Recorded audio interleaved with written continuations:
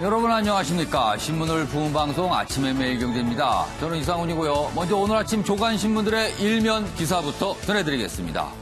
매일경제 일면 톱 기사입니다. 아시아나항공 인수와 관련된 이야기가 실려 있습니다. 현산, DHDC 현대산업개발입니다. 약자죠. 아시아나 인수 원점에서 재협상을 요구했습니다.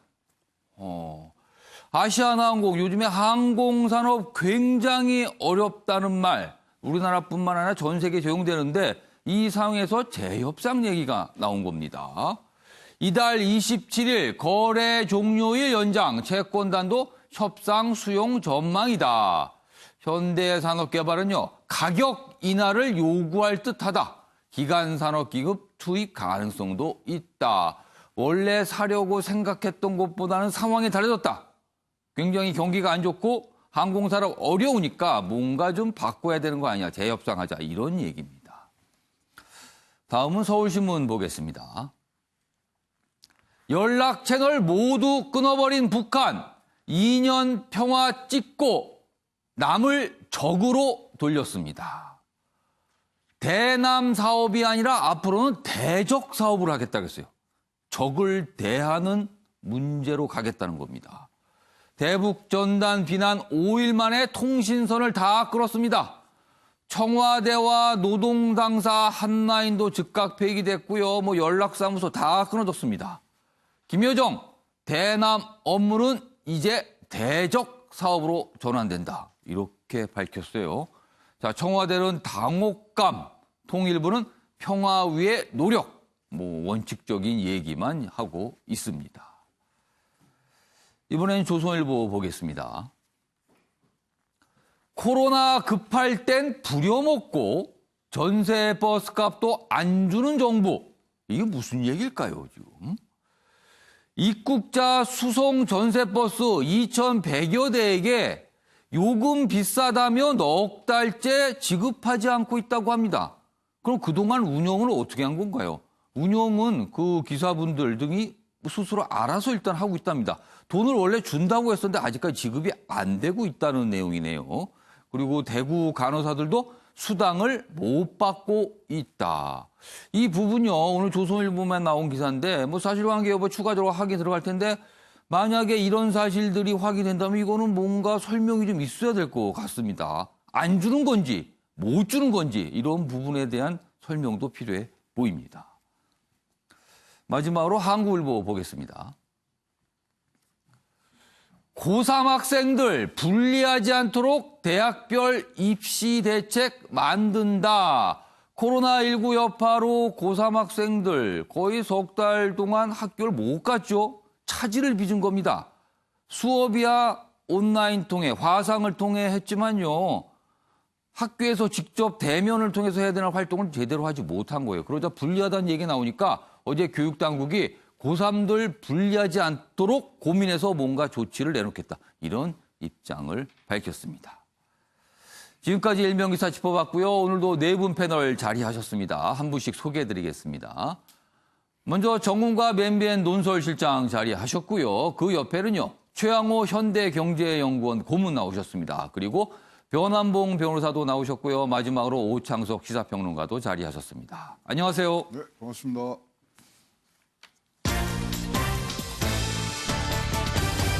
오늘 다룰 주요 이슈를 정리했습니다. 6월 10일 아침을 여는 키워드 4가지가 화면에 준비되어 있습니다. 첫 번째 키워드, 죗값 계산한다. 북한이 우리를 보고 이 얘기를 합니다. 죗값이라고요. 도대체 북한이 보기에 우리는 무슨 죄를 졌다는 거죠. 여러 가지 말들이 있습니다. 두 번째 키워드는요. 눈치 작전인가? 지금 집권 여당인 더불어민주당의 전당대회가 8월에 예정돼 있습니다. 전당대회는 당대표를 뽑는데 당대표 출마 그리고 그 이후의 상황과 관련해서 주요 후보로 꼽히는 분들 간에 치열한 뭔가의 물밑 접촉일까요? 이런 게 있어서 눈치 작전 이런 분위기가 좀 보여지고 있고요. 세 번째 키워드는요. 당내 저격입니다. 기본소득과 관련해 어떤 주장을 내놨던 분에 대해서 당내에서 오히려 더 뭔가 반박을 하고 약간 뭐를 모는 듯한 이런 모습들이 포착이 되고 있고요. 마지막 키워드는요. 세금이 안 거친다. 1월부터 4월까지 어떤 통계를 보니까 세금이 생각만큼 거치지 않고 있다. 이런 기사도 준비돼 있습니다. 자, 그럼 아침엔 매일경제 본격적으로 출발하겠습니다. 첫 번째 이슈는요. 북한과 관련된 내용 어제도 좀 전해드렸는데 오늘도 다루지 않을 수 없을 정도로 많은 기사들이 신문에 담겨 있습니다. 자, 먼저 첫 번째 기사 보겠습니다. 경제난 북한의 두 노림수. 그러니까 북한이 지금 대북전단과 관련해서 굉장히 거칠게 그리고 강하고 어떻게 보면 굉장히 빠르게 뭔가 움직임이 있거든요. 왜 그러는 걸까에 대한 설명을 하고 있습니다. 안으론 주민 단속 그리고 우리 정부에게는 지금 문정부엔 제재 허물라 이렇게 요구하는 것이다. 이렇게 해석을 담아놨는데 좀 더 보겠습니다. 북한 전단금지법 약속에도 대남 비방 수위를 높이고 있다. 왜 이러나 보니까요. 제재에 코로나까지 그러니까 국제사회의 대북 제재 계속 이어지고 있죠. 그리고 코로나19 여파 분명히 북한도 상당히 받은 것으로 보이거든요. 그러니까 두 개가 겹쳤어요. 북한 진보 정부 상대로 처음 통신선 차단했다. 대화 이끌던 김여정, 김영철 우리를 향해서 쓰레기, 죗값 계산 이런 말들을 좀 퍼붓고 있습니다. 이게 막말 수준을 좀 넘어서요. 사실은 이런 표현들을 보면요. 자, 관련 기사 하나 더 보겠습니다. 배경에 대해서 설명을 좀 한 건데요. 어떻게 보면 약간 다른 각도에서 좀 보고 있습니다. 북한 전단지에 유독 강경하다. 코로나 확산 우려 때문일까? 뭔가 추정, 그리고 전문가들의 어떤 추정을 남겼는데 사실은 대북 전단지를 보낸 게 하루 이틀은 아니에요. 굉장히 오래됐고 그동안 북한이 상당히 별다른 반응은 없었어요. 그런데 이번에 유독 굉장히 민감한 반응을 보이고 있거든요. 그러니까 혹시 단순히 대북 전단의 어떤 내용, 그동안의 행태가 아닌 다른 이유가 있는 거 아닌가? 그걸 추정해 보니까 혹시라도 대북 전단지나 그 넘어가는 물건에 코로나19의 확산, 그러니까 코로나균이 묻어있을 우려. 사실 우리가 코로나19가 한번 창궐했다가 지금 잠잠하면서 잡고 있잖아요. 근데 북한은 지금 굉장히 취약하다는 얘기가 있는데 이거에 대한 어떤 과민 반응 아닌가 이렇게 좀 추정한 기사입니다. 모릅니다. 뭐 북한이 설명을 해야 알죠. 이렇게 추정을 한 기사가 또 있습니다. 자, 그럼 여기서 북한의 모습 영상으로 준비했습니다. 보시죠.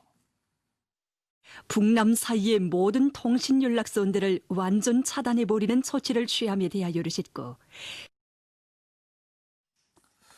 뭐 짧게 이제 북한 방송 내용을 좀 소개해드렸는데 최양호 고문이 네. 북한이 뭐 적으로 규정하겠다라는 입장까지 밝히고요. 죗값을 계산한다. 그리고 앞으로 하나씩 두고 봐라. 뭐 내놓겠다. 이렇게까지 나왔거든요. 그렇죠. 근데요, 왜 이러는 건가요? 이게 예. 한국 정부가 들으라는 얘기인가요? 아니면 미국 정부의 트럼프가 들으라고 한 얘기인가요? 그러니까 그것도 사실 알쏭달쏭합니다. 저는 후자라고 봅니다. 아. 적은 역시 적이라는 결론을 더 확실히 내렸다. 예. 지금 뭐 한국의 그런 어떤 한반도 중재자 역할이 예. 굉장히 뭐 좀 축소된 상황에서 결국은 이런 코로나 등으로 인해서 예. 어려워진 상태를 지금 뻔히 알고 있으면서도 왜 경제 제재에 대한 어떤 획기적인 부분들이 없느냐. 그렇다면 남측 그리고 미국이 몹시 피곤해야 할 일판을 한 판 벌이겠다. 예. 그리고 시달리게 해주겠다. 뭐 이런 표현들이 나오는데요. 예. 저는 피곤하게 이런, 하겠다 그랬어요. 굉장히 피곤하게. 최종 이 메시지의 최종 배송처는 예. 트럼프 대통령의 집무실에 있는 뭐 책상이라고 보는데요. 예. 그런데 불구하고 그 좀 계속 지금 뭐 우리가 전단지는 계속 날리는데 갑자기 이러는 부분이 있죠. 예. 근데 마지막으로 날린 거하고 요번에 날린 거하고 사이에 굉장히 큰 일이 하나 벌어졌습니다. 우리나라 총선이 있었죠. 그렇다면은 총선에 압승한 정부와 여당이 분명히 이제는 뭘 할 수 있는 여지가 생겼는데 왜 안 해? 힘이 있는데 왜 안 하는가? 아이 빨리 우리 지금 코로나 때문에 죽겠는데 경제제 때문에 죽겠는데 아이 빨리 왜 안 했습니까? 그렇지만 좀 미국에 가서 좀 얘기도 하고 예. 아니, 듣자 그러니까 G7에도 초대받아서 G11이 된다는데 예. 자극을 막 하는 것 같아요. 그래서 지금 모든 얘기들은 한국을 뭐 남한을 때리고 뭐 이러는 예. 부분들은 지금 결국은 트럼프와 얘기를 할 뭐 일단 빌미와 이런 예. 것들을 명분들을 쌓아가는데요. 굉장히 재미난 게 왜 예. 그런 생각을 갖게 되냐면 모든 통신 끊었잖아요. 예. 유엔사하고의 통신망은 안 끊었습니다. 그럼 유엔사는 곧 미국과 연결될 수 있다. 그렇죠. 그런 부분이 하루에 2번씩 계속 연락이 예. 되고 있거든요. 자, 이런 것들을 종합했을 때 자, 이제 한국이 미국을 조금 더 강력하게 해주고 예. 약한 고리들이 있잖아요. 제재의 약한 고리를 예. 한국이 먼저 뚫고 나오고 그거에 따라서 미국과 또 그거에 대해서 얘기를 해주고 예. 등등의 지금 굉장히 강력한 메시지를 지금 보내고 있다.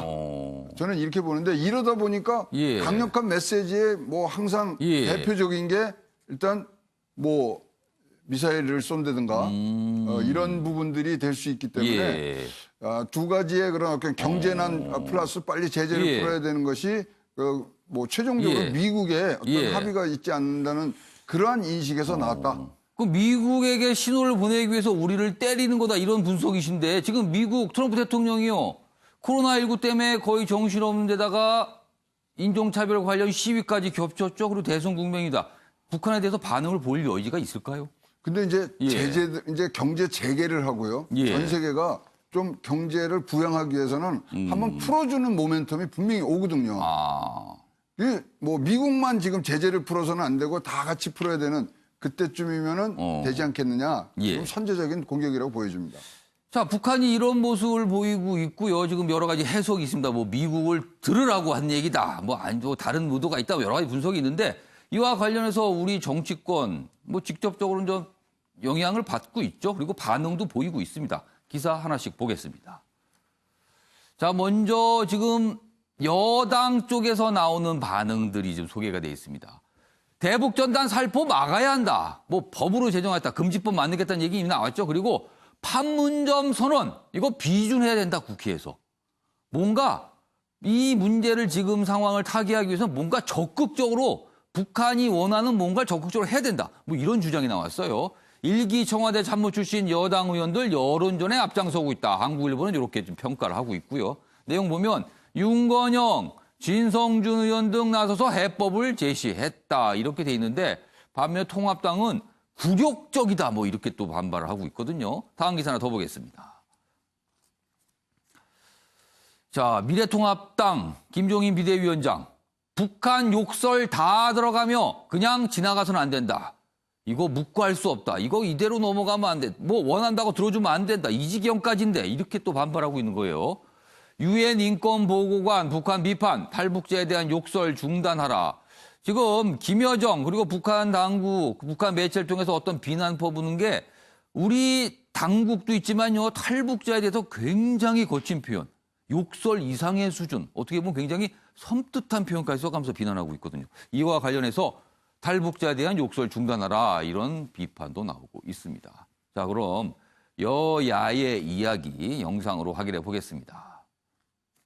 남북 정상 간에 있었던 합의 사항이 제대로 지켜지지 않는 것에 따른 북측의 누적된 불만 같습니다. 좀 대표적인 게 네.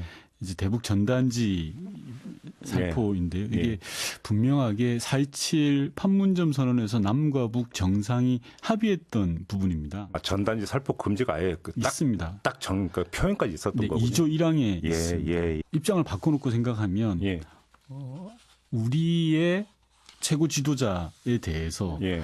상대 국가가 모욕하는 전단지 살포를 만약에 한다면 네. 그것도 더욱이 그 나라가 싫어서 나온 사람들에 의해서 벌어지고 있다라고 하면 그건 자극하는 문제임에는 분명한 겁니다. 특히 우리가 동족이기 때문에 북한과의 좋은 관계를 갖고 이 협력을 한다는 점에 있어서는 아마 거기에 대해서 거부할 사람이 없다고 생각합니다. 그러나 일방적으로 북한에 의해서 유혹을 받고 같은 욕설을 다 들어가면서 아무렇지 않은 그냥 지낸다는 것은 참 우리 국민들이 묵과할 수 없는 것이 아닌가 이렇게 생각을 합니다. 자, 북한 문제는 참 이중적입니다. 두 가지가 겹쳐 있거든요. 동족이란 측면 항상 있고요. 또 반면으로 우리와 전쟁을 벌인 적이란 측면까지 있거든요. 그래서 우리 사회에서 각각 어느 쪽에 방점을 두냐에 따라서 완전히 다른 해법, 완전히 다른 반응들이 나오는 것 같습니다. 자, 조은관 실장님. 정치권 반응, 뭐 이번에도 역시 갈립니다. 이거 어떻게 좀 보셨어요? 제가 얼마 전에 윤건영 의원을 만나서 예. 도대체 북한이 왜 이러는가에 대해서 한번 직접 들어봤습니다. 그러니까 앞서도 설명을 했습니다만은 예. 있는 그대로 한번 봐주는 게 중요하다. 왜냐하면은 대북 전단지 살포 문제는 4.27 합의문에 하지 않도록 그러니까 어떤 위협적인 공간에 이중이라는 게 담겨 있기 때문에 그것이 명시적으로 돼 있는데 그걸 끊임없이 하는 것에 대한 굉장히 불만, 네, 누적된 것이 있고 또 매일경제 언급했듯이 그러니까 주로 이제 탈북민들이 그 같은 행위들을 하는데 예. 상당히 그 반감들이 있다는 겁니다. 그러니까 실질적으로 그러면 코로나 지금 19가 전 세계에 굉장히 어떤 재앙적인 수준인데 예. 그 안에 실질적으로 담겼을 것을 대한 우려를 할 수도 있다라는 그 일반인들이 믿기에는 상당히 고개를 갸우뚱하겠지만 예. 실질적으로 그것은 상당히 위협감을 느낄 것이다. 혹시나 하는 그런 걱정을 할 수밖에 없다는 네, 거죠. 라는 북한 점을 내에서는. 얘기를 하더라고요. 제가 며칠 전에 직접 들은 얘기입니다. 예. 그러면서 이 문제에 대해서 그러면 우리 정부가 즉각적인 대응을 어떻게 하는 것이 맞는 것이냐. 예. 물론 우리는 이제 다각적인 대응 여러 가지를 수순에 대한 예견된 예를 들면 북한도 지금 단계적 대응을 하겠다라고 예. 했거든요. 상당히 위협적인 것이죠. 그에 맞춰서 여러 가지 이제 보완을 갖고 있습니다만 첫째는 그 의도를 좀 잘 읽어야 된다는 점. 그러니까 이게 왜 저 같은 표정과 저 같은 언행들을 할 것인가에 예. 대해서 앞서 최고원 말씀하셨듯이 여러 가지 다목적인 게 있습니다. 그러니까 예. 미국의 11월 대선이 있거든요. 그 지금의 국면을 그대로 갔을 경우에 과연 그동안의 합의안이라든가 뭐 북미 간에 정상 간에 만나서 얘기했던 것 지켜지는 게 하나도 없다라는 어떤 초조함이 있고 또 특히 이제 코로나19로 해서 북한 내부의 어떤 봉쇄 속에서 여러 가지 예. 경제난 대내적인 메시지를 줄 필요도 있는 여러 가지 감안된 게 있습니다만 예. 결국에 정부로서는 이걸 관리를 해나가야 되는 것이죠. 예. 그런 측면에서 여당 의원은 당연히 이제 판문점 선언 비준이라든가 후속 조치를 해야 된다는 입장을 좀 예. 견지하고 있는 것이고 야당 입장에서도 김종인 위원장은 과거의 야당 대표 말과는 좀 뉘앙스는 다릅니다. 그러니까 예. 동족 간에 잘 지내야 된다는 거에서 누가 뭐라겠느냐. 예. 다만 우리가 계속 요구도 먹고 저렇게 일방적으로 당할 수 있는 것은 아니지 않느냐. 예. 그 말은 저는 맞다고 봅니다. 그래서 정부로서도 예를 들면 예. 북한도 여러 가지 위배된 행위들을 했거든요. 그렇죠. 뭐 도발적인 행위들. 예. 그런 부분들도 있고 하기 때문에 이 문제를 좀 더 확산시키거나 일방적으로 정부에 대해서 공격할 경우에는 정부도 대응 수단을 갖고 있어야 된다고 저는 봅니다. 그러면서 북한이 요구하는 부분에 대해서 향후 어떤 미국과의 어떤 채널을 통해서 이 문제를 대화 국면으로 다시 끌고 가는 노력 예. 이런 것도 같이 견제해 나갈 것으로 저는 봅니다. 자, 변환보 변호사. 여야 입장, 뭐 역시나 이번도 많이 갈립니다. 이 상황은 좀 어떻게 보셨어요? 여야 입장은 각자 보고 싶은 면만 보고 있는 것 같은데 정우가 예. 실장이 말씀하신 면이 가장 정확한 지적이 아닌가 싶습니다. 물론 이제 뭐 평화를 위해서 뭐 북한에 대해서 유화적인 제스도 취하는 것도 필요하겠지만 국내 자긍심이라든가 언제까지 북한에 끌려갈 것이냐라는 현실적 고려도 할 수밖에 없겠죠. 국제관계는 철저히 감성이 아니라 이성과 현실에 좌우될 수밖에 없다고 생각합니다. 예. 일례로 2차 세계대전 전에 히틀러와 영국 수상 체인벌린 사이에 미넨 협정이 체결됐었죠. 예. 히틀러는 그 이제 한 땅을 주게 되면 더 이상 전쟁하지 않겠다라고 해서 그 땅을 받고 미넨 협정을 체결했었죠. 그때 이제 체인벌린은 우리 시대의 평화가 이루어졌다라고 당당히 말했었지만 11개월 후에 예. 결국 2차 대전이 터졌습니다. 예. 그러니까 국제관계는 철저히 자국의 이익과 실리를 추구하는 방향이지 감성적으로 양 정상들이 만나서 손잡고 노래하고 같이 냉면 먹고 노래 부른다고 해서 될 수 있는 문제가 아니거든요. 철저히 북한이 저렇게 먼저 우리나라 대통령 보고 삶을 예. 소대가리 욕을 하면 우리도 거기서 항의를 하는 모습을 보여야 되는 것이고 뭔가 우리도 수단을 갖고 있어야 되는 것이지 예. 단순히 평화라는 것에만 집착하면서 그냥 북한을 자극하지 않고 우리가 예. 문제다. 언제까지 이렇게 굴욕적이고 자긍심을 잃어버리는 모습을 보여야 할지 좀 안타까운 면이 상당히 큽니다. 이번 기사는요, 뭐 사실상 대북 정책을 끌고 가고 있습니다. 청와대 관련된 기사가 있습니다. 보겠습니다. 북한은 협박하는데, 그렇죠. 지금 내놓은 어떤 담화, 뭐 표현, 뭐 협박입니다. 사실 보면은요. 그런데 청와대는 침묵 속으로 공식적인 어떤 얘기를 아무것도 하지 않았어요. 청와대 NSC 안 열고 국가안전보장회의 안 열고 그리고 통일부 발표를 참고하세요. 통일부는 뭐 원칙적인 얘기합니다. 그러니까 여기 두 가지 측면이 있어요. 이제 침묵을 하고 있고 이 정도 사안이면 굉장히 사실 경색 국면이잖아요. 그러면 국가안전보장회의를 열만한데 열지 않았다 이런 부분도 지적을 하고 있거든요. 자, 오창석 평론가. 침묵으로 들어간 청와대. 자, 고민이 있을 거예요. 분명히 깊은 고민. 네, 사실 이제 어떤 반응도 쉽게 내부이기가 쉽진 않을 겁니다. 이 상황에 있어서 뭐 죗값을 치러야 된다고 해서 예. 갑자기 남은 정부가 어떤 죗값을 원하냐라고 얘기할 수도 없는 부분이고요. 예. 그런 부분에 있어서 사실은 G11까지 포함이 되면은 예. 미국과의 그 지렛대 협상을 통해서 사실은 남한 정부 같은 경우는 이제 북한과의 관계 개선을 얘기를 할 겁니다. 근데 예. 지금 현재 상황이 뭐 CNN이나 이런 여론조사 기관을 보면은 트럼프 재선이 굉장히 어렵다라는 전망이 지배적이에요. 지금 뭐 지지율이 좀 역전이 됐다는 뉴스까지 나오고 있어요. 네, 그 지지율이 역전된 것뿐만이 아니라 CNN 예. 보도자료 보면 14%까지 차이가 나더라고요. 그러니까 그 부분을 보면은 지금 트럼프 정부도 협상할 수 있는 여력이 전혀 없습니다. 그리고 미국 내 관계도 좋지 않고 그렇다고 해서 지금 현재 북한이 중국과의 예. 관계 개선을 곧바로 할 수 있느냐 그것도 아니거든요. 사실 코로나19가 우리나라만큼 지금 방역을 잘하고 있는 나라도 없습니다. 중국을 어떻게 믿을 수 있을 것이냐. 그 부분에 있어서 사실은 이제 김정은 위원장이 죽기 직전에 여러 번 얘기했던 것이 중국은 절대 믿지 마라. 이런 얘기를 많이 남겼었거든요. 그 부분에 대해서도 일단은 신뢰 부분도 하나 있을 것이고 예. 중국은 코로나19에 대해서 큰 문제가 없다고 하지만 이 부분을 북한이 믿을 수는 없습니다. 예. 만약에 한 명이라도 확진자가 나왔다라고 하면 북한 전체가 쑥대밭이 될 수도 있기 예. 때문에 이 부분에 대해서 중국도 미국도 만나지 못하는 상황에서 지금 남한만 어느 정도 국제적 위상이 제고가 된 상태란 말이죠. 예. 이 부분에서 뭔가를 원하는데 여기에 대해서 사실은 이제 정세현 민주평통 수석 부의장이 예전에 한 말이 조금 뼈아프게 들리는 것이 예. 문재인 정부가 탄생하고 났을 때 금강산 관광 재개라든지 이런 부분은 미국과의 협상 대상이 아니었고 우리나라 정부가 원했다라면 금방 할 수 있었는데 예. 미국의 동의를 원하다가 오히려 타이밍을 놓쳤다는 얘기를 했습니다. 그 부분이 굉장히 지금 역시 뼈아프게 다가옵니다. 지금 현재 결국은 미국의 동의를 예. 원해야 되는 동의를 받아야 되는 상황이 예. 돼버렸고 뭔가 예. 할 수 있는 상황은 아니고 예. 지금 겨우 할 수 있는 게 동해 북부선이라든지 남북교류협력사업법이라든지 이런 부분에 있어서 접촉했을 때 조금 느슨한 정도 근데 사실 접촉할 수 있는 기회가 지금 전혀 없습니다. 예. 그런 부분에 있어서 법적인 제도적인 장비를 다 마련했는데 실질적으로 추진할 수 있는 힘 자체가 없어졌다 예. 보니까 청와대는 이러지도 못하고 저러지도 못하는 이런 교착 상태가 될 수밖에 없는 것 같습니다. 사실 뭐 정치권에서는요, 최소한 이 정도면 통일부 정도가 유감 표명이라도 해야 되는 거 아니냐. 네. 이렇게까지 나오는데. 근데 전혀 그런 건 없거든요. 그냥 예, 얘기를 사실은- 안 하고 있는 단계예요. 그냥 예, 아무것도. 그 김현철 통일부 장관이 예. 그 축사 장관이라는 조롱 섞인 말을까지 들으면서 이제 취임 이후에 사실 한 것이 없고 물론 이건 김현철 장관의 잘못이라고 보기는 좀 어렵긴 합니다만 상황적인 요인도 있었겠죠. 예, 상황적인 요인인데 예. 진짜 공교롭게도 취임하고 나서 북한과의 그 관계가 너무 안 좋아지다 보니까 예. 진짜 할 수 있는 것이 없습니다. 근데 지금 이 상황에서 또 역시 통일부 차원의 어떤 발표를 할 수도 없는 것이 통일부의 입장 자체가 청와대 입장인 것이거든요. 그렇죠. 그러다 보니까 통일부 장관의 메시지라든지 통일부 대변인의 메시지 역시 예. 청와대와 함께 가다 보니 어떤 메시지를 내기가 어려운 상황인 것 같습니다. 자, 이번에는 북한과 관련된 마지막 쟁점이라 이슈일 수 있습니다. 뭐 기사도 있습니다. 보고 이어가겠습니다.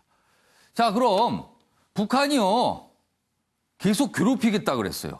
뭔가를 내놓으면서 힘들게 하겠다고. 그 일단 통신선을 끊었어요. 그럼 그 다음 단계가 뭐가 있을 것 같아요. 지금으로선. 그게 무엇일까 합니다. 북 대적 사업 1호 금강산 시설 폭파 또는 군사 합의 파기 가능성이 있다. 이 전망입니다. 금강설에 있는 우리가 가서 지었던 남측이 가서 지었던 시설을 폭파해버린다. 지금 금강선에 대해서 지난해 같은 경우 이거 뭐 너절하다 그러면서 뭐 없애버리라는 취지의 얘기가 나왔었잖아요. 근데 이걸 아예 폭파시켜버린다. 보시죠. 김정은 작년 남측 시설 드러내라. 개성공단 시설 뜯어내 팔 수도 있지 않겠는가. 전망입니다. 그리고 9.19 군사합의 파기는 도발의 예고편. 그렇다면 그 위에 도발은 뭔가 미사일 실험 또는 핵실험 이런 거 혹시 아닌가 이런 전망들까지 나오고 있는 상황입니다. 이 얘기 좀 해보겠습니다. 자, 최영호 고문님, 조은걸 실장님, 먼저 최영호 고문님께 뭐가 있을 것 같습니까? 다음으로. 지금 이제 가까이 다가온 이벤트가 두 가지가 있습니다. 6.15 예. 남북 합의문 선언한 게 20주년이 됐고요. 예. 6월 25일이 뭐 남북한 전쟁 70주년, 도발 70주년이거든요.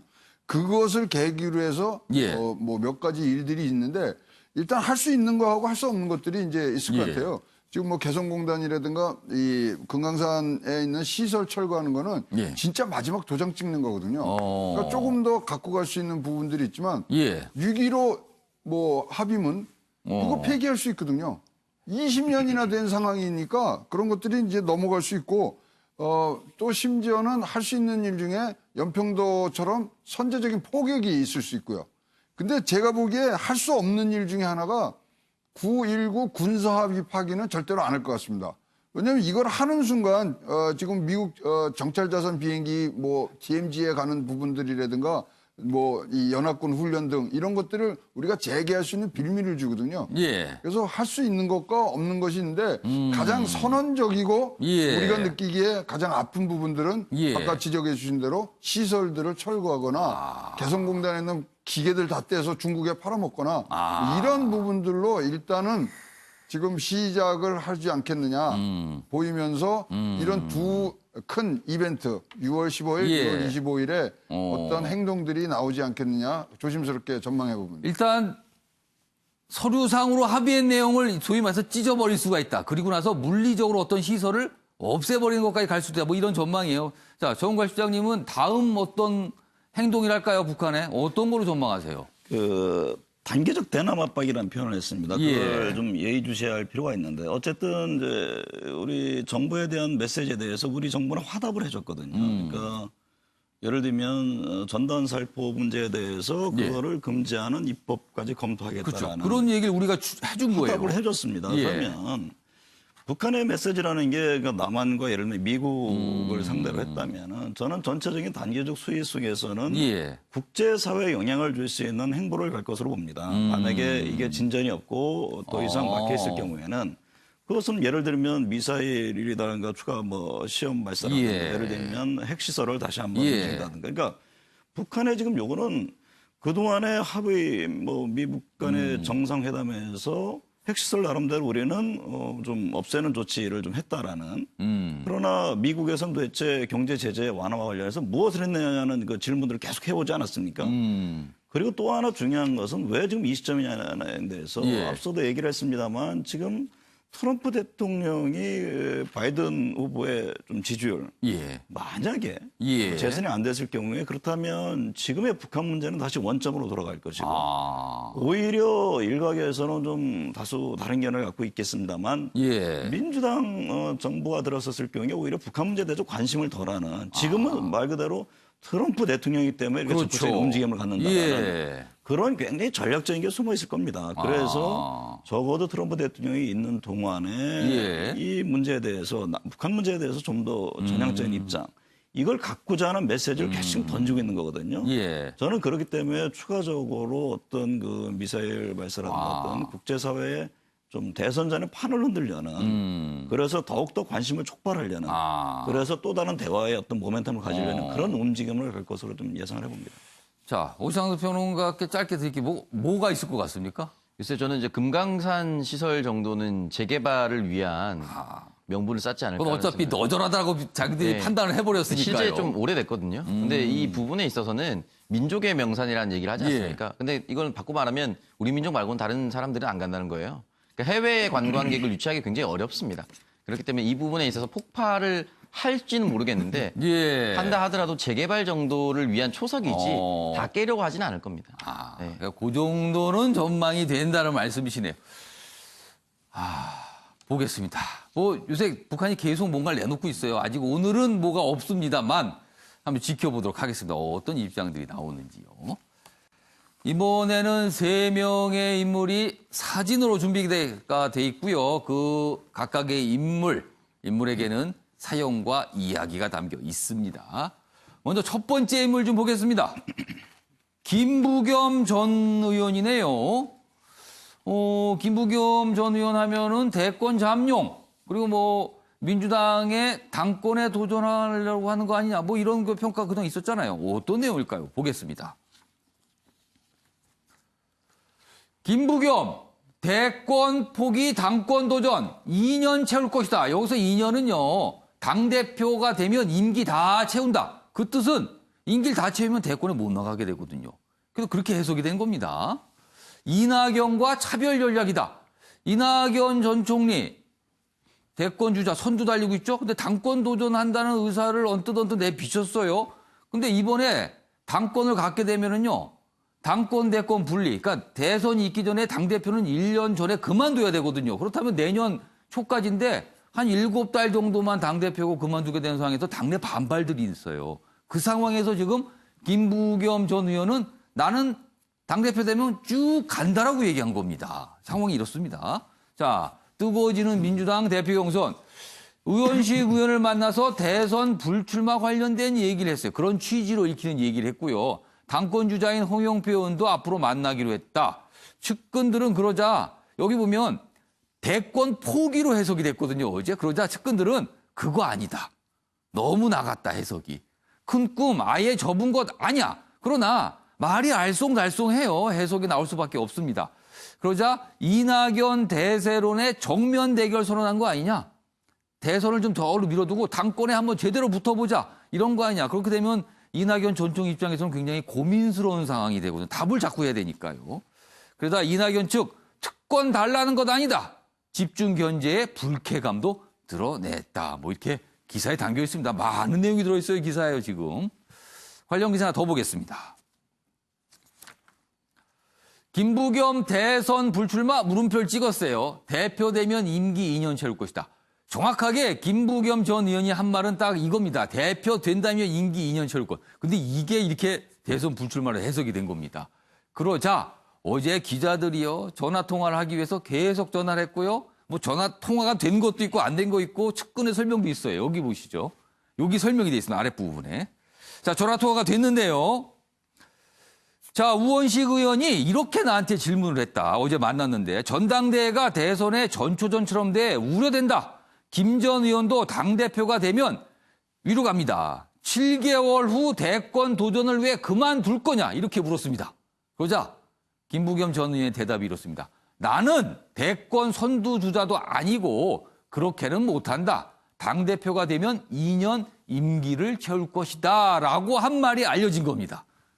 해석이 막 들어간 거예요. 그러자 김 전 의원은 다시 또 얘기합니다. 전당대회 출마 선언을 할 때 되면 분명한 입장을 밝히겠다. 이번엔 이 정도로만 좀 받아줘 주세요. 측근들은 대권 포기한 거 아닌데 왜 이러세요? 또 이런 반응까지 나오고 있습니다. 자, 그럼 여기서요. 관련 영상 하나 듣고 이어가겠습니다. 뭐 제가 듣기로는 네. 김부겸 전 장관 같은 경우에는 네. 대권 주자들은 당권에 나가서는 안 된다 이 입장을 가지고 있었습니다. 아하. 그런데 이제 한 분이 이제 출마를 뜻을 굽히지 않으니까 그러면 나도 이걸 불가피하게 나갈 수밖에 없다. 네. 이런 상황 때문에 지금 이제 두 명의 대권 주자가 저희 지금 당대표 선거에 지금 나서게 된 거죠. 조기에 대선이 과열된다거나 뭐 이렇게 되면 네. 오히려 그것은 나쁜 어떤 영향을 가져올 수밖에 없지 않나 이런 알겠습니다. 이야기입니다. 네, 지금 요 내용 잠깐 더 볼게요.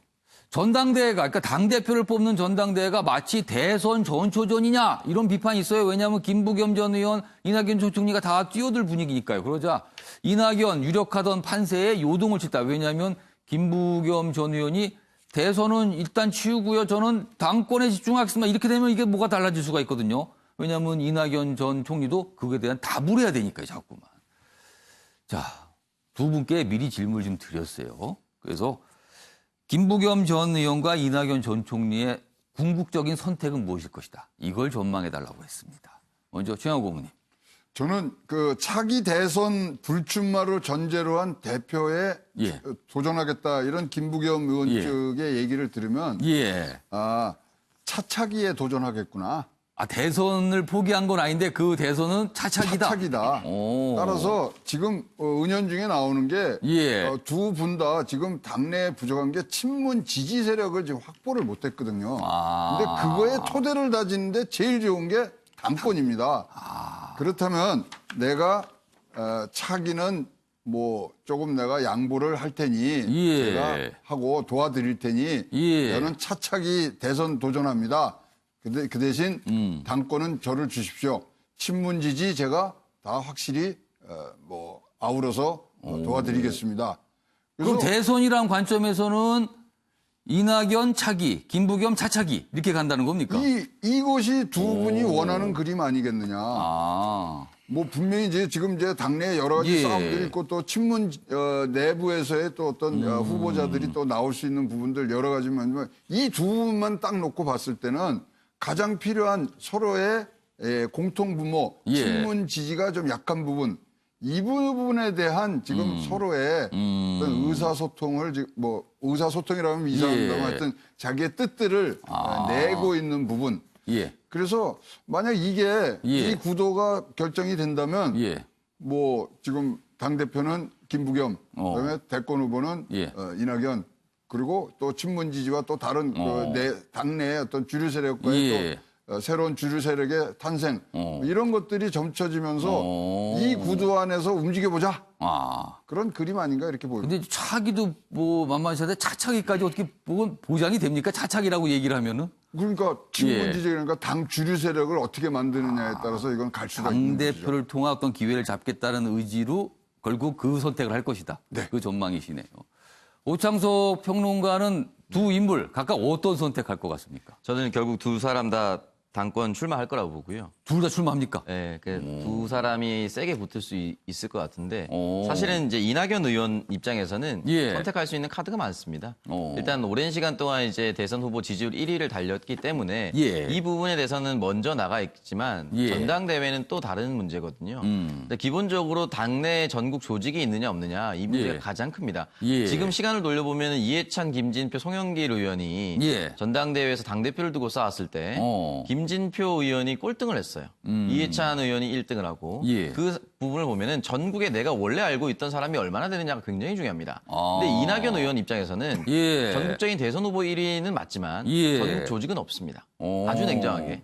그렇다면 이 부분에서 지지율과 아는 사람을 가져와서 당대표가 되는 건 다릅니다. 사실은 지금 이낙연 의원이 임기 7개월, 8개월밖에 안 되는 이 당대표에 도전하는 것 자체가 전국 조직을 얻겠다는 의지가 훨씬 더 큽니다. 지금 다른 경쟁 주자들이 다 그 부분을 지적을 하고 있는 거예요. 왜 7개월짜리를 굳이 하려고 하는가 이렇게 얘기하고 있어요. 그 7개월짜리 하는 이면에는 결국엔 전국 조직을 가져가서 대선 예비 경선에 앞서서 내 전국 조직을 만들어 놓겠다는 거거든요. 김부겸 의원은 거기에 있어서 약간은 좀 앞서 나가는 것이 지난번 대선 후보 주자로서 뛰면서 일단 전국을 한번 돌아봤습니다. 그때 조직을 조금씩 살릴 수는 있어요.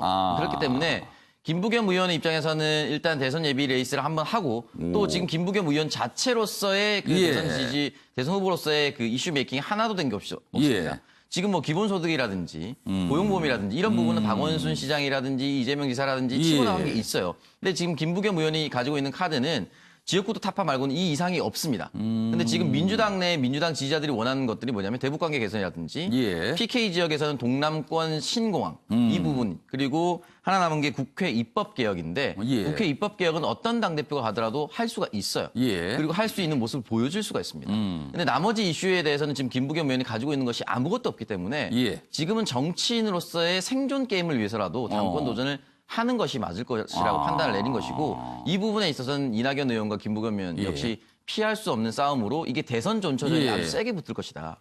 저도 그렇게 생각합니다. 정은걸 실장님, 정은걸 실장님께 이 질문 좀 드릴게요. 이낙연 전 총리 지금까지 나온 입장이라면 대권 당연히 도전하고요. 당권 역시 그 전 단계로 가겠다. 지금 이런 입장이거든요. 그런데요. 가정을 해보겠습니다. 만약에 당권에 도전을 했습니다. 지금까지 분석 나왔죠. 전국적인 어떤 여론조사 지지도는 단연 앞서지만 당내의 지지는 이거는 갸우뚱하다라는 건데 만약에 당권에 도전을 했는데 여의치 않은 결과가 나왔다. 그렇다면 굉장히 치명상을 입게 되는 거 아닙니까? 그거는 상상할 수 없는 구도죠. 상상하기 어려운 거다 그거는. 그거는 만약에 그렇다면은 그건 뭐 완전히 다른 판이기 때문에. 그건 다른 일이 전개된다는 거네요. 저는 그 이낙연 전 총리가 뭐 여전히 굉장히 유력하다고 봅니다. 유력하는 상황인 것이고 나온다라고 하면은. 근데 이게 왜 그럼 김부겸 전 의원이 지금 움직이느냐? 제가 취재한 바로는 호남의 그 대선 후보 그다음에 영남의 그 당대표를 그 민주연구원 그쪽에서 예. 처음에 이제 거론이 됐던 사항인데 예. 그래도 그 전제는 그러면 대선 후보가 당대표를 나오지 않는 전제 속에서 얘기들이 있었던 거거든요. 근데 어쨌든 이낙연 전 총리가 이번에 당대표에 도전하겠다고 하니까 예. 그런 구상과 판이 흔들어진 겁니다. 그렇기 때문에 김부겸 전 의원으로서는 당연히 지금 뭐 낙선한 공간에서 새로운 예. 정치적 모색 차원에서도 움직여야 되는 것이고 예. 또 지난번에 또 친문 일각에서 그 같은 구상들이 있었기 때문에 지금 저는 뛰어든 거라고 봅니다. 예. 그런데 그 우원식 홍영표 의원들도 지금 나오는 건 아니겠습니까? 예. 이제 그 두 의원을 지금 계속 만나고 있는데 예. 그 의원들과 얘기 속에 이게 정리가 되면은 저는 1대1의 어떤 대립각 속에 상당히 그 의미 있는 관전평이 되리라고 봅니다만 예. 그렇지 않으면은 과연 얼마나 어느 정도 선전할 것이냐 이건 또 다른 문제거든요. 저는 그런 측면에서 좀 이 점을 봐야 되고 또 이낙연 전 총리 입장에서는 예. 그렇다고 지금 김부겸 의원이 나온다고 해서 물러설 수 있느냐? 저는 그런 상황은 이미 아니라고 봅니다. 그리고 이낙연 전 총리 입장에서는 사실은 보공의 지지율이 어떻게 보면 최근에는 여론조사 좀 떨어지고 있잖아요. 그렇습니다. 이걸 어떻게 유지하고 관리해내냐가 굉장히 중요한데 대선 후보라는 것이 그냥 앉아서 이미지 관리가 되겠느냐. 어쨌든 부딪혀가지고 상처를 예. 입고 또 딛고 나가면서 예. 해야지. 그런 측면에서도 당연히 이낙연 총리 입장에서도 당대표 도전해야 된다라는 예. 입장이기 때문에 뭐 이 상황을 한번 지켜봅니다만 뭐 결과는 뭐 어느 정도 나름대로 또 예측이 가능하지 않나. 근데 앞으로 뭐 2달이라는 또 시간이 있지 예. 않습니까?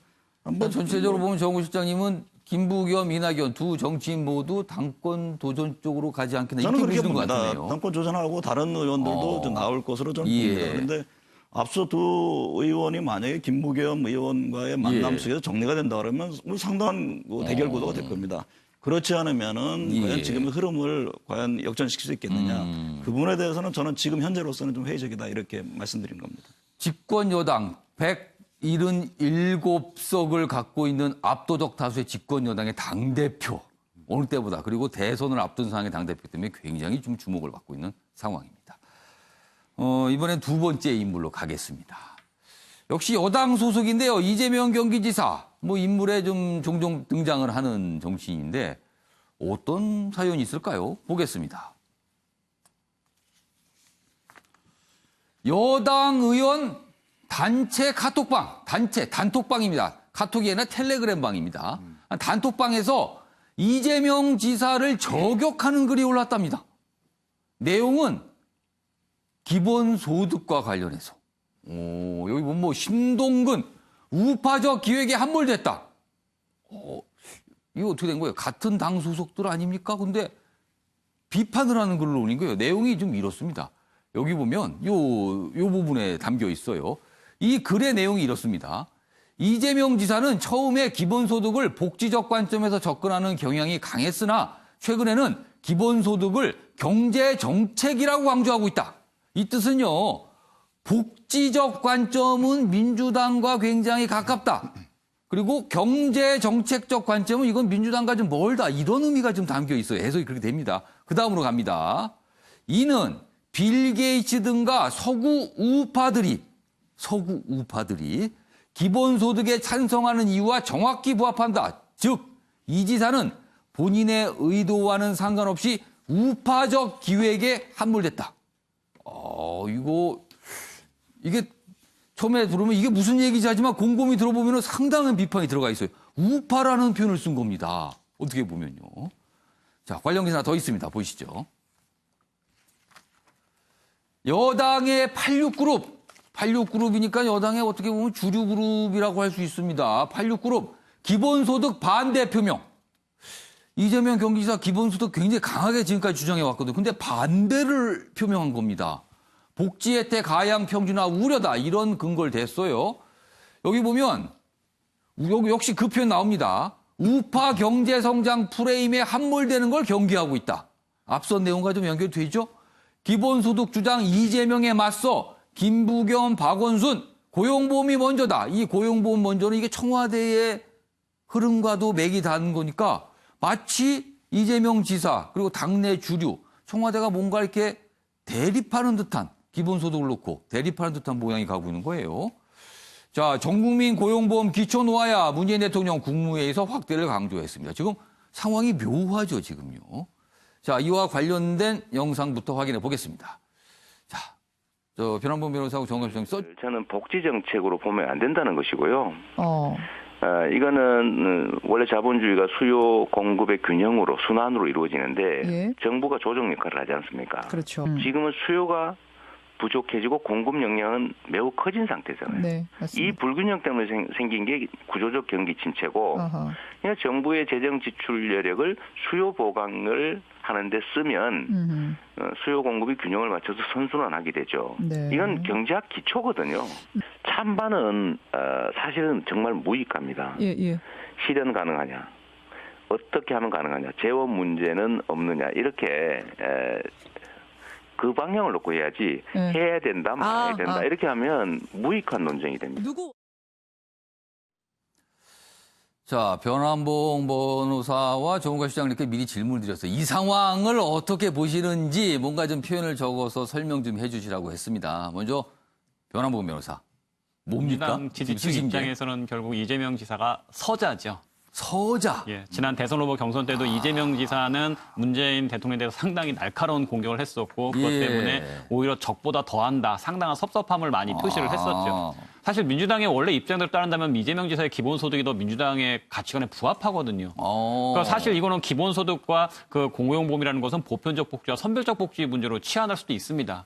전 국민에게 주자. 아니다. 지금 그렇게 할 필요가 없지 않냐. 월 대기업 직원에게 뭐하러 5만 원씩 주느냐. 그것보다는 고용보험을 해서 좀 소외된 계층에 집중하는 게 낫지 않겠느냐라는 예. 게 친문과의 86그룹의 얘기인데 그거는 예. 뭐 보편적 복지보다는 선별적 복지가 우선돼야 되는 거 아니야라는 거 똑같은 선별적 얘기입니다. 복지로 볼 수 있습니다. 그렇죠. 그러니까 사실 그러면 오히려 이재명 지사가 민주당의 가치에 부합하는 얘기를 하고 있는 거고 86그룹에서는 오히려 지금 예전에 보수 진영에서 보편적 복지는 재원도 부족하니까 안 된다. 예. 그런 식으로 하면 복지가 하향 평준화되니까 선별적 복지가 예. 가지고 필요한 곳에 지원해 주는 얘기를 하고 있는데 예. 결국에 지금 서로 지금 말을 바꿔서 하고 있는 상황이죠. 결국에 이재명 지사가 그들 눈에는 서자고 주류가 아니기 때문에 예. 저쪽한테 기득권을 줄 수가 없기 때문에 쳐내는 거죠. 단순한 정치 싸움이죠. 그럼 2017년 대선 때 상황과 비슷하게 가고 있다는 그럴 겁니까? 것 같습니다. 예. 자, 정은갑 실장님께서는 대선 전초전 이렇게 쓰셨네요. 저는 기본소득 문제, 특히 이제 복지 문제가 예. 2년 뒤 대선에서 굉장히 중요한 과제로 부각될 겁니다. 저는 지금 정책적 논의 구조 속에 들어간 게 굉장히 긍정적으로 보는데 예. 이재명 지사가 그러니까 신동구 의원 주장에 대해서 그런 얘기를 했죠. 나는 그 우파적 기획이라는 데에서 예. 양파다. 그러니까 무당파다. 그러니까 아, 양파다. 아니 보수든 진보든 정책이든 내가 학자가 아니고 행정가 예. 입장에서는 예를 들면 그것이 국민들의 생활에 도움이 되면은 그 정책을 받아서 활용하고 쓰는 것이 예. 행정가로서의 입장인 것이지 예. 도대체 무슨 얘기냐라는 질문을 던지거든요. 실용이 중요한 거지 이 그렇죠. 얘기네요. 그야말로 한쪽에서 예. 공격했던 거와는 정반대로 실용주의로 가겠다라는 또 실제 어떤 행정에 있어서 그런 모습을 보이고 예. 그런 점을 지적했고 그다음에 저는 이 우파적 기획이라는 그 신의원 지적에 좀 납득하면 안 돼요. 어떤 점을 근거로 하는 것이니. 그러니까 복지 문제에 대해서 이재명 지사가 얘기하는 것은 기존의 복지 체계를 다 허물자는 얘기가 아니라 예. 그 체계에 플러스 기본소득도 한번 검토를 해봐야 된다는 얘기를 하고 있는 거죠. 물론 예. 통합당의 김종인 의원은 기존의 복지 체계 전체적으로 예. 한번 다시 이게 리모델링 할 필요가 있는 것 아니냐라는 시각차가 있습니다. 그런데 예. 그것을 빗대어서 한 부분에 대해서 어쨌든 이재명 지사는 그런 입장을 냈고 또 민주주의라는 것은 활발한 토론이 돼야 된다. 예. 그러니까 당에서 이걸 토론할 수 있는 기회를 줬으면 좋겠다는 얘기를 했거든요. 그러면 뭐 머지않은 시간에서 당에서 거부할 이유가 없는 것이죠. 예. 뭐 신동근 의원의 주장이 정말 그렇다라면은 예. 이재명 지사를 참석시켜서 과연 이것이 해법이 무엇인지에 대해서 그리고 또 통합당 입장에서도 김종인 위원장 같은 경우는 굉장히 전향적인 입장을 갖고 있습니다. 결국에는 정치권에서 이 문제가 복지 문제에 대해서 상당히 활발하고 예. 현재의 개선점은 무엇인지 또 향후에 도입해야 될 것이 무엇인지 저는 굉장히 긍정적인 방향으로 갈 거라고 봅니다. 예. 근데 정치적인 표의 득실에 있어서는 예. 저는 이재명 지사가 상당히 그 앞서서 제안한 것을 유심히 보고 있는데 예. 만약에 지금 이제 더 미래에서 하는 것처럼 그렇다면 예. 이것을 기본소득 노고는 지금은 현재에서 맞지 않다라고 했을 경우에 저는 통합당의 이슈를 끌고 갈 거라고 봅니다. 이 문제는. 보험은 보험이고 기본소득은 예. 소득인 것이거든요. 과연 그랬을 때 그러면 2년 뒤에 대선에서 어떤 선택을 할 것이냐. 그건 굉장히 조심스럽고 여당으로서 깊이 있게 봐야 될 부분이고 여차하면 이 문제는 보수에다 끌려갈 수 있다라는 경고의 메시지를 준 것이 바로 지금의 현 상황 이 대목을 지적한 게 아닌가 그렇게 보고 있습니다. 이 상황이 굉장히 묘한 또 다른 측면은요. 사실 이재명 경기지사와 함께 올해 초에 현 정부의 실세로 꼽히는 지방자치단체장도 기본소득 관련된 얘기를 좀 주장을 했거든요. 근데 최근에는 별다른 입장이 안 나오고 있어요. 그런 상황에서 당내에서는 기본소득 이거 문제 있다. 고용보험 확대 이거로 가야 된다. 이렇게 되면서 뭔가 묘한 상황으로 가고 있다. 지금 그래서 이런 게 계속 기사로 좀 나오고 있습니다. 자, 이번엔 세 번째 인물 보겠습니다. 손흥민 선수군요. 지금 영국으로 건너가 있죠. 지금 영국 프로축구 개막을 앞두고 지금 준비 중인데 어떤 내용이 있을까요? 보시죠. 손흥민 몸값 1,021억.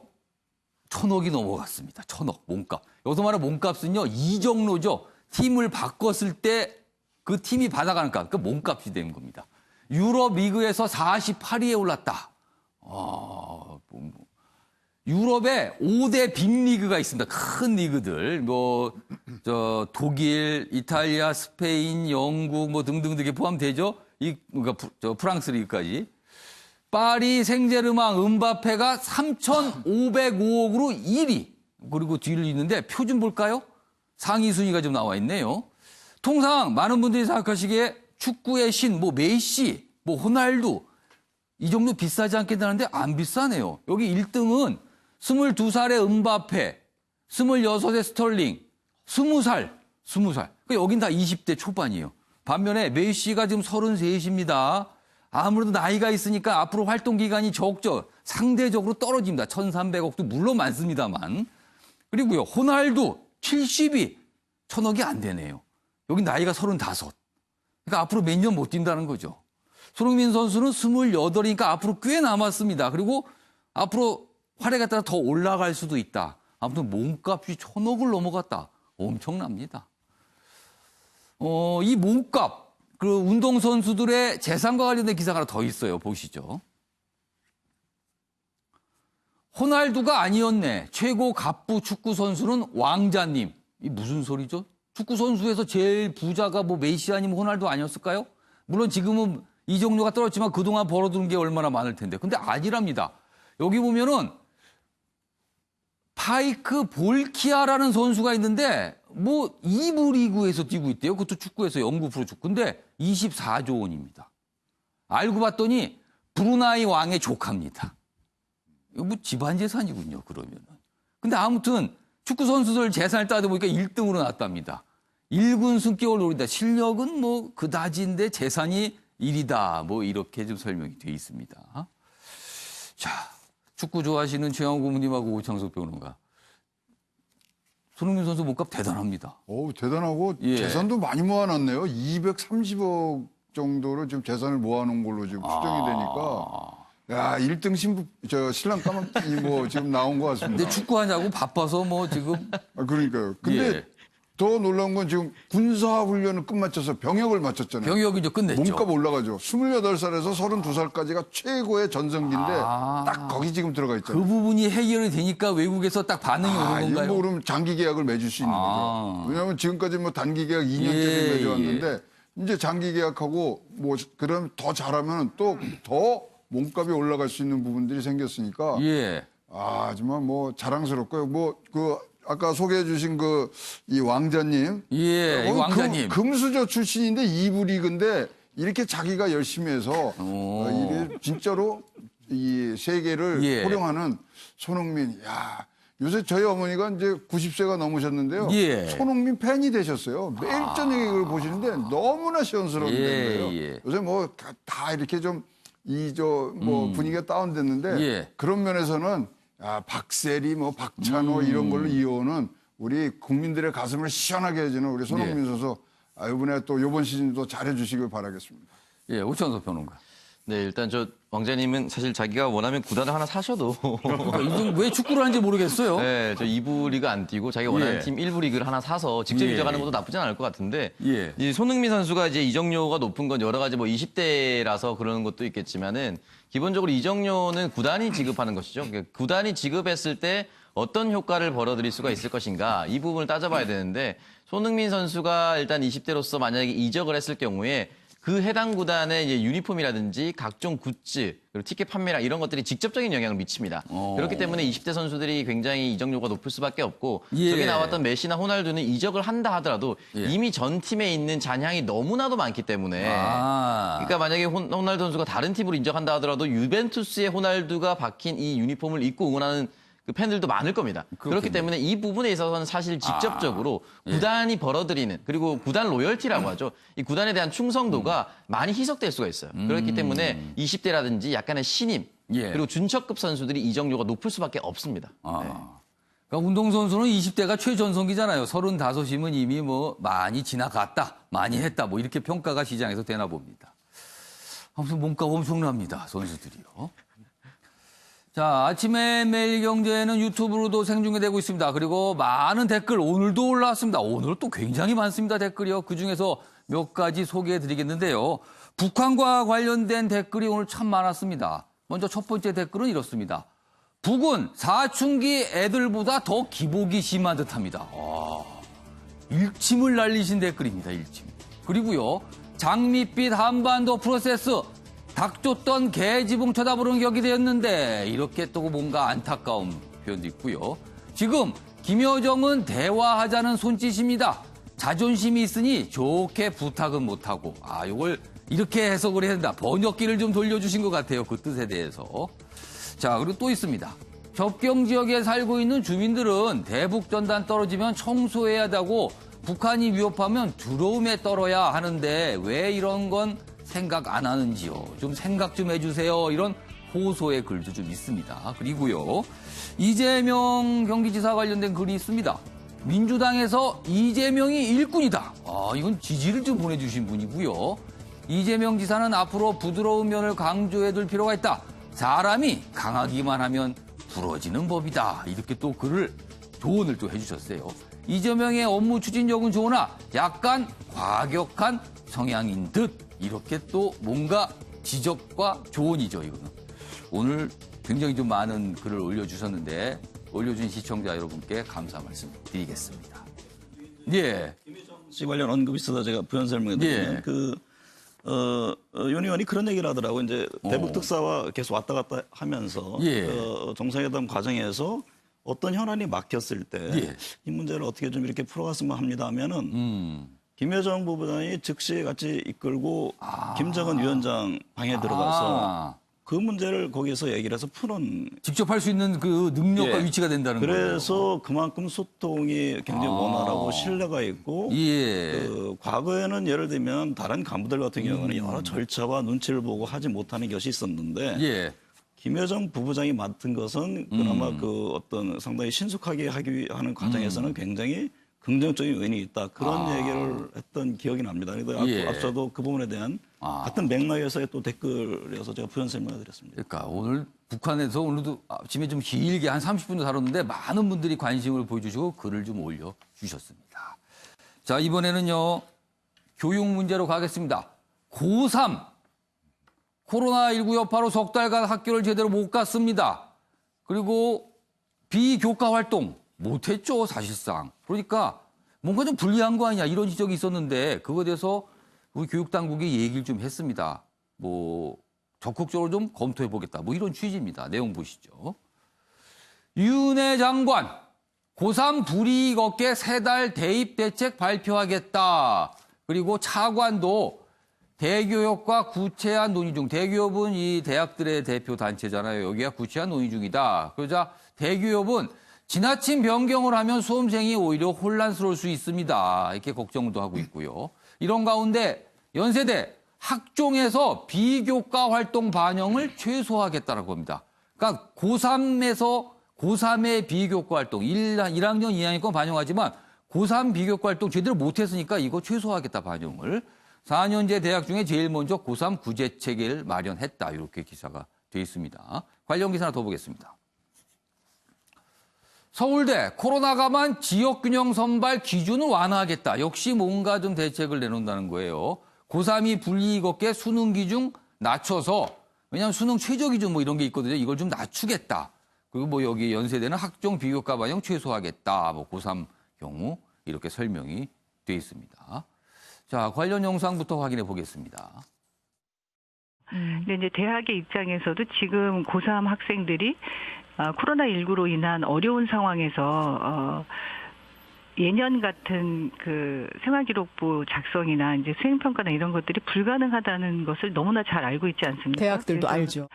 저희도 좀 신속하게 대기업과 대학들이 조금이라도 지금 있는 고3 학생들의 이런 어려운 상황들을 반영해서 그런 좀 불이익이 없도록 하는 그 조치들을 지금 협의하고 그렇군요. 요청하고 있다는 말씀을 드립니다. 아직 오창석 평론가. 지금 이 고3을 어떤 배려한다는 거는요. 전제가 고3은 불리하고 재수생이 유리하다는 게 깔려 있는 거예요. 네. 근데 어떻게 보면 만약에 어떤 조치가 있으면 또 재수생이 역차별 아니냐 이럴 수도 있을 것 같아요. 네, 뭐 역차별 얘기를 할 수는 있는데 예. 현실적으로 사실은 이제 비교과 항목이 고3들이 이제 외부 활동을 하거나 이런 예. 부분에 마지막까지 점수를 채워 나가야 하는 부분이 분명히 있습니다. 근데 이제 재수생 입장에서는 이미 본인의 이제 교과 과정이 다 끝났고 예. 수능 하나만 바라볼 수가 있고 예. 한 학교만 준비를 충분히 할 수가 있거든요. 근데 이제 고3 입장에서는 학종이라고 해서 학생 종합평가를 준비도 해야 되고 여러 가지 대학도 이제 알아봐야 되고 상담도 해야 되고 이런 부분이 있는데 예. 아직 정확하게 결정을 못 내렸단 말이죠. 재수생 같은 경우는 한번 맛을 봤기 때문에 그 부분에 있어서 사실 솔직히 뭐 정보력이라든지 또 그렇겠죠. 집중력이라든지 이런 부분이 훨씬 더 우위에 있을 수밖에 없습니다. 그렇기 때문에 이 부분에 있어서는 사실은 현실적으로 고3 학생을 저는 배려하는 것이라고 배려해줘야 된다고 하는 거다 생각하고 저만 하더라도 이제 2005학년도에 이제 대학을 갔는데 이때만 하더라도 그 수능만 잘 쳐도 좋은 대학 갔습니다. 근데 지금 같은 경우는 이제 이미 고1 입학할 때 예. 학생 종합평가 등으로 인해서 갈 수 있는 대학이 거의 다 정해졌다 이런 얘기까지 나오거든요. 그렇기 때문에 완전히 교과 과정이 다릅니다. 근데 예. 그렇게 고1부터 2학년, 3학년까지 한 대학교 또는 본인이 원하는 학과를 위해서 준비를 했는데 지금 이 비교과 활동 거의 다 못 해버리니까 사실은 이제 다시는 수능을 조금 더 비중을 높여서 이 부분에 예. 좀 집중할 수 있게 왜냐면 학교를 나가지 않더라도 수능은 또 인터넷 강의라든지 이런 기존에 출제됐던 예. 성향이라든지 이런 분석을 할 수가 있거든요. 이런 부분에 있어서 이 현역 학생들을 위해서 조금 더 맞춰주는 것이 오히려 평등해지는 것이다. 예. 저는 그렇게 생각합니다. 그러니까 이게 뭔가 배려가 필요한데 이게 디테일이 문제인 거예요. 구체적으로 과연 어떻게 한가. 그걸 구체적으로 뭐 막 수치가 나오고 그럴 겁니다. 그거에 대해서도 여러 가지 이야기가 있을 텐데. 자, 벼랑보 변호사. 네. 지금 수능 난이도도 좀 어떻게 해야 되는 거 아니야. 이런 얘기가 있어요. 고3들이 이 수시 관련된 준비뿐만 아니라 수능 공부도 못했다. 그러니까 수능을 좀 쉽게 내서 고3이 쉽게 풀 수 하겠다. 근데 고3이 쉬우면 재수생도 쉬운 거 아닙니까? 그거 다 쉬운 게 되는데 아무튼 그런 얘기가 있어요. 이건 어떻게 제 보세요? 주변에 고3 학부모들을 얘기를 들어보면 오히려 학교를 안 가서도 좋다는 말씀도 하세요. 아, 그건 무슨 뜻입니까? 그러니까 오히려 그 어머님들이 철저하게 독서실에서 감독을 하거나 집에서 공부하는 걸 통제를 할 수 있으니까 딴짓을 못하게 하니까 차라리 공부를 시킬 수 같은 있다. 고3도 같은 고3이 아니고 사교육 정도가 다를 수도 있다. 뭐 이겁니까? 그럴 수도 있긴 하겠죠. 예. 그러니까 사실 그리고 지금 뭐 상당히 지금 교육부에서 복잡한 얘기를 많이 했는데 결국에는 비교과를 평가할 기준이 없으니까 교과 활동이 더 평가의 큰 지표로 반영되지 않겠냐라는 얘기를 어렵게 푸는 거거든요. 근데 그런 얘기를 하게 되면 그럼 다시 학생들 줄 세우기 아니냐라는 말이 나오니까 그러면은 비교과 이게 뭐 교과인데 소위 말해서 옛날 표현으로 과거 표현으로 내신 성적을 말하는 거예요. 내신 그러면은? 성적과 수능 문제 줄 세우기를 해가지고 그리고 점수로 갈 수밖에 없지 않겠느냐라는 얘기를 길게 복잡하게 표현을 한 거죠. 예. 그러면 결국 또 그렇게 그 점수로 길게 줄을 세울 수밖에 없는 상황이 돼버렸으니까 수능은 변별력 위해서라도 어려워질 수밖에 없을 거고요. 그러면 지금 코로나 시국에서 오히려 어떤 분들은 더 사교육에 몰입하시는 분들도 있을 것이고 아마 이번 수능으로 격차가 더 크게 벌어질 것 같습니다. 그러니까 사교육의 편중화 때문에 학원을 가신 분들은 지금 더 엄청 많이 가지고 계세요. 강남에서도 예. 오히려 더 불야성을 이루고 있는 상황이 예. 됩니다. 그러면 수능에서도 비교과는 지금 평가할 수 없으니까 교과 활동 위주로 평가할 수밖에 없고 내신이라든가 수능으로 점수를 줄 세울 수밖에 없다. 예. 그러다 보니까 더 지표가 필요하니까 변별력을 위해서 어렵게 낼 수밖에 없을 것이고 예. 결국에는 교육 정책이 좀 과거로 회귀하는 상황으로 가지 않을까 싶은 생각이 듭니다. 우리나라 교육공책 특히 입시 복잡합니다. 뭔가 배려를 해준다는데 이게 결과적으로 배려가 아닐 수도 있고요.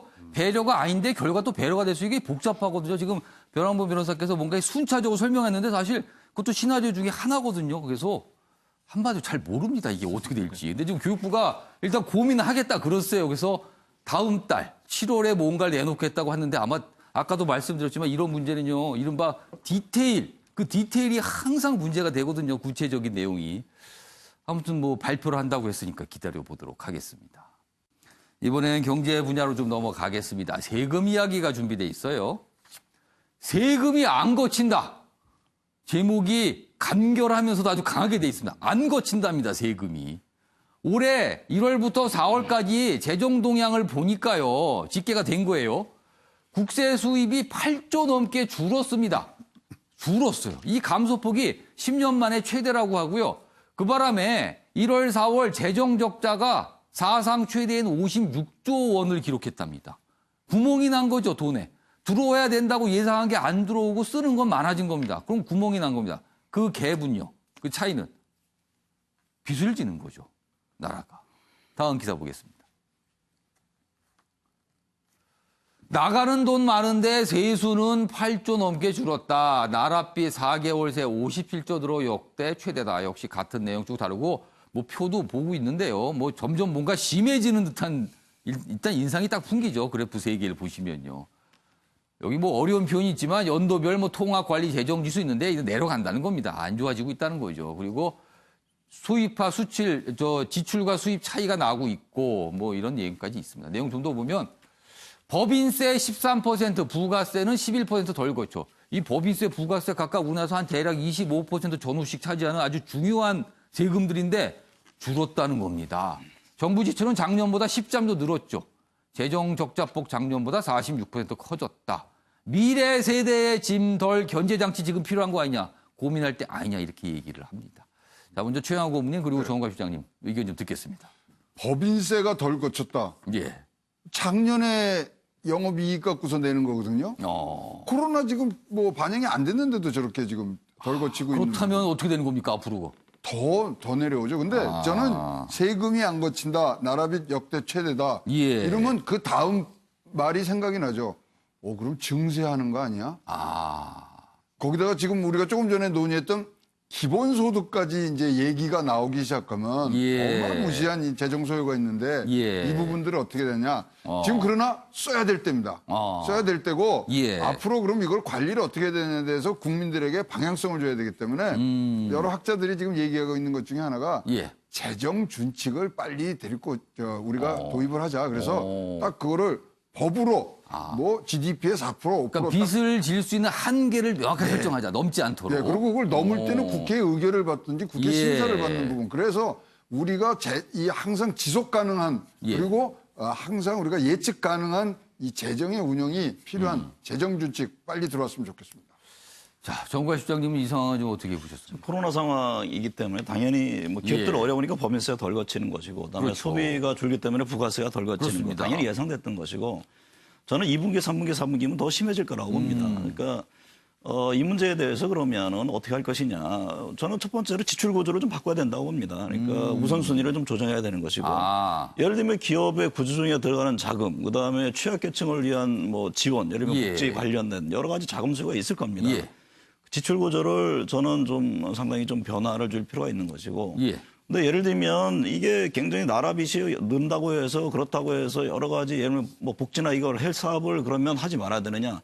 저는 그것도 불가피하게 갈 수밖에 없는 상황이기 때문에. 상황이 또 어렵기 때문에요. 그렇습니다. 그렇기 때문에 또 하나는 이제 증세 문제가 자연스럽게 나올 겁니다. 그러나 지금 굉장히 기업과 경기가 어렵기 때문에 저는 소득세와 법인세는 건드리기가 굉장히 어렵다고 봅니다. 그래서 최근에 한쪽에서 이제 부가세를 올리는 얘기들이 좀 나오고 있죠. 그러니까 민감한데요, 부가세는 굉장히 민감한데. 그래도 소득세나 법인세보다는 훨씬 더 탄력적으로 할 수 있는 거죠. 그러니까 간접 효과가 있으니까. 어쨌든 간에 그 같은 점을 좀 포괄적으로 보고 장기적인 계획을 좀 짜면서 가야 될 필요가 있다. 그러니까 지금은 아직은 제가 보건대 기업들이고 국민들도 그렇고 위기의 현실을 좀 못 느끼고 있다고 저는 봅니다. 그렇기 때문에 국가가 할 수 있는 일, 그다음에 기업이 할 수 있는 일, 정부, 그다음에 노조 서로다가 좀 힘을 모아서 좀 양보를 하면서 같이 어깨동무를 하면서 가지 않으면 저는 지금의 코로나 위기 국면이 굉장히 저는 심각하게 올 것이다. 그리고 지금 이것은 저는 아직 그 시작도 되지 않았다 그렇게 보고 있습니다. 아무튼 나가야 될 돈은 많은데 들어온 돈이 줄어들었어요. 그 사이를 메꾸는 부분에 대한 고민. 이게 지금 정부가 갖고 있는 고민의 지점입니다. 아침에 매일경제가 오늘은 좀 평소보다 한 3, 4분가량 시간이 좀 더 여유가 생겼습니다. 그래서 다음 기사 보겠습니다. 트럼프 대통령 얘기가 또 나왔네요. 참 자주 나옵니다. 이분 얘기는요. 트럼프 집권 뒤 떼돈 번 미국 최루탄 업체. 이 무슨 소릴까요? 집권했는데 최루탄이 많이 나갔다고요? 지난해 3년 반 매출 약 1,600억 원 정도 됐는데 직전 3년하고 비교해보면 65% 엄청나게 늘었군요. 쓰임새가 많았다는 거예요, 최루탄이. 물론 해외로 나가는 것도 있지만 미국 내에서 사용 많이 된 거 아니냐, 뭐 이런 얘기입니다. 백악관 앞 시위 때도 사용 의혹이 있다.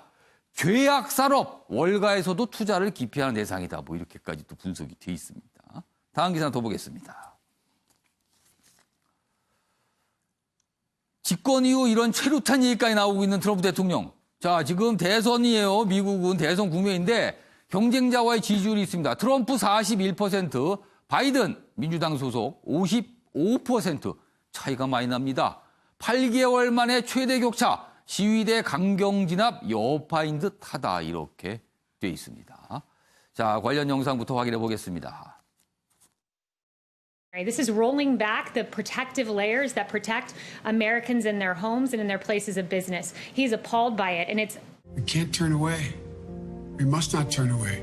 We cannot leave this moment thinking we can once again turn away from racism. 자, 최영호 고문님. 그러니까 트럼프 대통령 집권 후에 혼란상이다. 이걸 단적으로 보여주는 게 이런 최루탄 얘기인 것 같아요, 지금. 그렇죠. 자, 그러면 대선 국면인데 누가 승리할 것 같으세요? 지금 41대 55 나왔지만 저게 3월 달에는 42대 42였습니다. 저게 지금 벌어진 거거든요. 근데 지금 저거는 전국 유권자를 통해서 하지만 전국 국민을 대상으로 하지만 인구 구성은 백인이 51%입니다. 예. 그러나 유권자 안으로 들어가면 73%입니다. 압도적이네요. 예, 그다음에 스윙 보터라는 그 경합주가 15개가 있는데 예. 거기서는 트럼프가 앞섰나요? 7% 이기고 있습니다. 미국 선거제도가 묘해갖고 네. 이 여론조사가 안 맞는 경우가 많아요. 전국 대상으로 하면 그냥 모든 사람한테 하는 거 아닌가? 그래서 예. 지금 막 흑인에 대해서 지금 어떤 뭐 차별적인 얘기가 나오지만 예. 지금 트럼프의 생각은 자기 지지층을 모아서 다시 2016 어게인 2016을 지금 생각하고 있는 겁니다. 오창석 평론가 보기엔 어느 쪽에 더 어느 후보가 승산이 있다고 보세요? 사실 아직 5개월 정도 남아가지고 예. 섣부르게 예측하기 좀 어려운데 예. 최루탄 잘 팔린다고 했잖아요. 근데 예. 또 총기도 잘 팔리고 있습니다. 그러니까 미국에는 독특한 제도 중에 하나가 이제 정치 집단의 슈퍼팩이라고 해서 무제한적으로 예. 후원금을 낼 수 있는 제도가 있는데 그렇죠. NRA라고 해서 전미총기협회가 지금 그 어떤 때보다 호황을 누리고 있어요. 근데 여기서 만약에 막대한 자금을 이제 트럼프 쪽으로 투입을 해서 예. 5개월 동안 뭔가 모멘텀을 새로 만든다면은 아직까지는 남아 있고 트럼프가 처음 당선될 때도 그 어떤 언론도 트럼프가 당선될 거라고 얘기한 적이 없습니다. 힐러리가 당선될 거라고 얘기를 했었고 사실 상식적으로는 이제 바이든 후보가 돼야죠. 지금 이제 트럼프 같은 대통령이 나와서 흑인 조롱하고 이런 한 국가 대통령이 그렇게 하면 안 되지만 아마 현실적으로는 아마 아직은 트럼프에게 기회가 있다. 그러니까 미국의 다수를 차지하고 있는 백인 유권자들의 표심이 무엇인가 이게 중요하다. 근데 아직 잘 모르겠다. 뭐 이런 분석인 것 같습니다. 아침에 매일경제 오늘은 여기서 마치겠습니다. 시청해주신 여러분 고맙습니다.